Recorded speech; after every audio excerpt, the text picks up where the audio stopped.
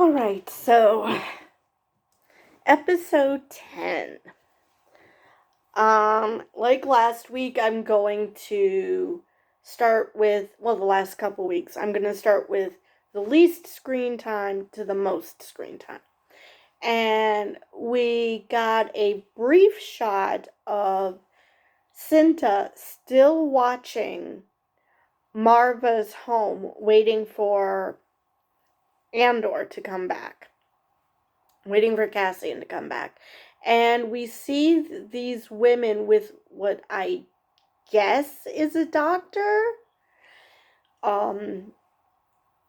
asking for his help with her. And then she starts walking towards them.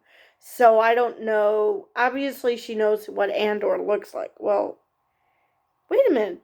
I don't know if she does know what Andor looks like. Vel knows.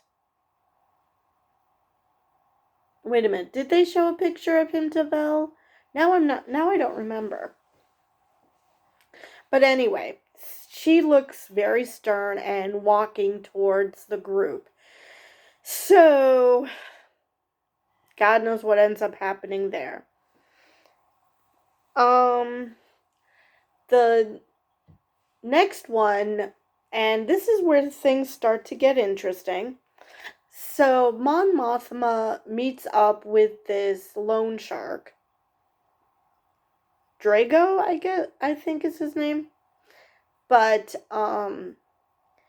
he is willing to give her money, and obviously she knows there's some strings attached. She knows that this isn't going to be free money, but he doesn't want money in return. He wants to come back with his 14-year-old son. And of course, Mon Mothma knows exactly what this means. And she said unequivocally no. But you could see even after he left that she's actually considering it. Or she's like, or at least she's like, what the fuck am I going to do now? Because I couldn't understand why she was so cold to her husband and why they're so separate. But apparently that's a thing on their planet. And so obviously this is some sort of political alliance between them. Not that there was any love between them at one point. And they just grew apart. They were never together to begin with. So, now that explains that mystery of that strange marriage. And she doesn't want to put her daughter through that. So, I'm just waiting for when she finds out about, she knows about the attack on Aldhani. I'm surprised that Luthen hasn't met with her and said, oh, by the way, we've got money now. But anyway, speaking of Luthen, we find out that one of the ISB agents is a double agent. He works for the rebellion. And so the last scene of the show was him meeting up with Luthen. And Luthen thinly veiled threat on his daughter, which he said, I'm a father now.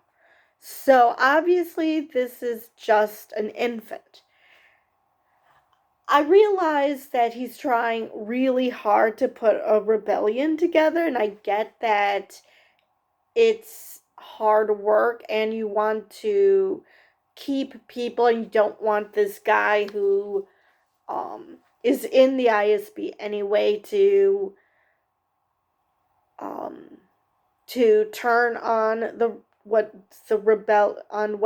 the rebellion is now, when they're not ready for the ISB to come after them. But still, damn, that's cold. I mean, it's one thing to threaten him, which he did, and I honestly thought he was going to kill him, or that Lonnie was going to kill Luthen. But I thought one of them wasn't going to come out of this meeting alive. But,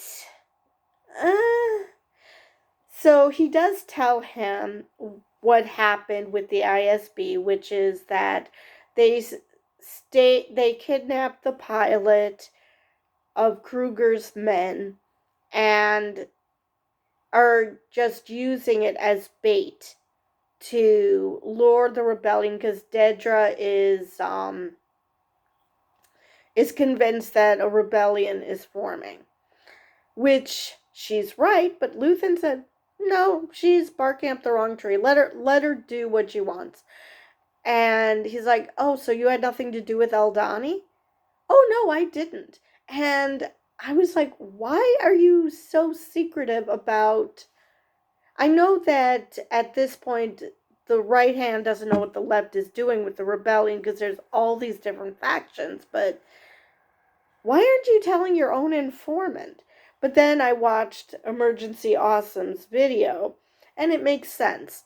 In case he's found out, he actually doesn't have anything to tell Dedra. What I don't think Luthen understands is the torture she's willing to inflict on someone, that he's gonna make shit up anyway. So he might accidentally say the truth when he doesn't even realize it's the truth. So I don't know how much he's protecting himself and the rebellion, because either way, he's gonna pin it on Luthen. So he tells Luthen about what the ISB is up to, and he's like, it's just 50 men. Let her do what she wants. Which again is, ooh, that's cold. Especially since this is the guy who, the leader is the guy that he wanted Saw Gerrera to partner up with. It's just so many levels of ew. So Luthen tells Lonnie what he's lost, what he's sacrificed, and he talks about how he talks with ghosts. So that's obviously people he knew either in the rebellion or family members who've died because of the Empire, that he's never getting out of this, that this is his life, come hell or high water, and that they put too much into Lonnie to just let him go. And this is where I thought he was going to shoot him. But at the same time, well, he did just say he put a lot of effort into Lonnie, so wouldn't shoot him. But, yeah, it's going to be interesting going forward if Lonnie doesn't do the reverse. That, he, instead of getting closer to the rebellion, is actually going to get closer to the Empire because of how dickish Luthen is being, especially concerning his family. So, whereas either Cyril, Dedra, or both might go from being pro-Empire to joining the rebellion. The only question is if it's both of them or just one of them, because one of them is turning. It's just a matter of which one. Dedra is got more screen time lately, so maybe it'll be her. So, that's that. Now, the main part of the episode, the prison break. So, at the beginning of the episode, Kino was still, unsure about what Cassian wanted to do about the prison break. He didn't feel comfortable with it at all. Even watching his friend's body being wheeled through the workstation because reasons. I don't know why this was. I mean, it's not like the Empire killed him. Well, I guess technically the medic did kill him, but the guy had a stroke. I mean, okay. Now, um, so Cassian starts telling everybody, because everybody's asking questions about what happened to the old guy, um, what's going on. And so Cassian starts to tell people he wants Kino to explain what happened, but he seems to be in shock still. So Cassian starts telling people, okay, this is what's happening. And finally, Kino shuts everyone up and says, nobody's leaving. We're all going to die here. This idea that we were going to get out was a ruse. We're going to go to a different place once we leave here. They're never letting us go. So, hence begins the Operation Get the Hell Out of Prison. So, they come up with an idea. Well, Cassian comes up with the idea. He floods the floor, and they find out that by flooding the floor, they actually are protected and they won't get electrocuted by the floor. So they start to attack the guards. And of course, some of them die in the process, and I'm just like, are all these guys going to be cannon fodder for Cassian? Is he the only one who's going to survive this?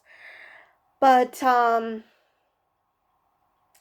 Kino seems, actually a lot of them seem to be quite adept at using weapons. So I wonder how many of them were just picked up off the streets like Cassian. Not that Cassian didn't have skills beyond that, but he was not part of the rebellion. And how many of them are actually in there for a legit reason, being part of the rebellion. So, because we don't know anybody's backstory. We don't know how many people that are there are actually accused of the crime, actually have done the crime they're accused of. So, there's a massive jailbreak, and slowly but surely the other levels find out. They go from level to level to say, okay, you're free now. And a bunch of them are just like, wait, what? What's happening?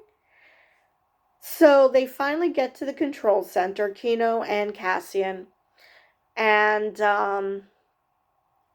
Kino goes onto the loudspeaker, well, not the loudspeaker, but the PA, and tells everybody what's going on, who he is, what's going on, and that you can walk free now. There's only one way out, which is of course the title of this episode. So they all start rushing for the exit. Unfortunately, because there's no ship there, the only way out is to jump into the ocean. Now, Kino mentions he doesn't know how to swim. And I'm like, oh, that's how they're going to get rid of him. Because I was just waiting at what point are they going to kill off Kino. But instead, it's just that he can't swim. And so he's looking down, just horrified. And then he steels himself. So either he took his chance and jumped in and figured, okay, just watch what everybody else is doing. Or maybe, say, the medic, who you saw briefly, he wasn't running away. He was just like trying to figure out what the hell's going on. God knows how long he'd been there, so he probably is too much of a tool at this point of the Empire. He has no idea what to do with his freedom, which he now has. But he did say last week, I can't help him. I can't help anybody. So I don't know, maybe that's foreshadowing that he'll grab Kino and he'll help Kino get out. Or as someone who was very confused about that fact that it was Andy Serkis who was playing a character because he voiced Snoke. I think it was just the voice. I don't think he was actually playing the character, but regardless. So they were confused as to that he's playing a different character. Now, I guess it's possible they could turn him into Snoke, but Snoke has the backstory of he's from the undiscovered lands or whatever they call it. So I don't think that it's the same character, so I don't think they're going to do anything weird to him to turn him into Snoke. But we are unsure as to his fate. And as is always with these types of shows, nobody, no dead. So we have no reason to think that he did not get away. It was just a matter of finding someone, maybe a nice big guy to put him on his back and he'll swim for him or something. But there's no reason to think that someone wouldn't help him. Because I think if Cassian wasn't pushed when he found out that he can't swim, I thoroughly believe that Cassian would have helped him get to the shore. He seems like that kind of a guy. So I wouldn't count out Kino yet. It's just a matter of when we see him next, will he have been killed by the Empire, captured by the Empire, and what the Empire does to him, or just get killed right then. Because as you can see, all the guards were hiding in what looked like a supply closet, waiting for everyone to run out. So, let's see if I'm missing anything. I think that is all. Like I said, the big curiosity is what happens to Kino. I really don't think Mon Mothma's gonna go through with the arranged marriage of her daughter. Yes, that is a custom of her people, but at the same time, she probably sees how much it sucks to be in a political marriage. So I don't think she's going to do that. Now the question is how she's going to get herself out of it. I really hope at some point she decides to visit Luthen, and Luthen is like, oh yeah, I've got money because we did this thing. So there's only 2 episodes left, so things are gonna ramp up. We only saw Cassian and his friend running on the beach. Now, that doesn't necessarily mean they're the only 2 that survived, because we don't know how long the coastline is. People might have swum to different areas. We don't know how this works. Because again, no body, no dead. So we cannot assume that they're the only ones who survived. Let's see if there's anything else. I think that I covered everything. So I will see you guys next week.